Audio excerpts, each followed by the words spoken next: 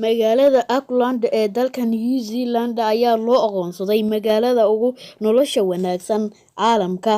Qiimeynta sanadlaha ah ee xilli uu caalamka halakeeyay cudurka safmarka ee coronavirus.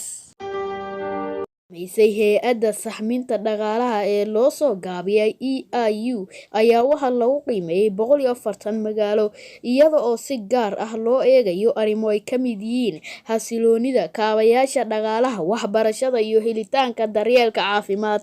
Balse fayraska corona ayaa noqday waxa go'aaminaya liiska sanadkan iyo sida kaalmaha loo kala galay ugu dhacaya kaalmihii ay ku jireen magaalooyinka dalka Yurub, halka kuwa Australia, Japan iyo New Zealand ay kor u kaceen oo kaalmaha hore ay soo galeen.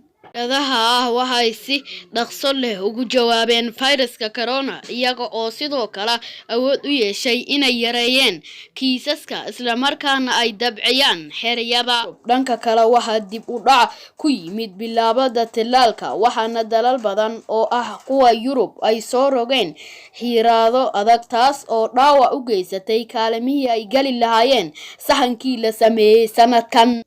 Warbixintan dhammaystiran waxaan ka soo xigtay BBC.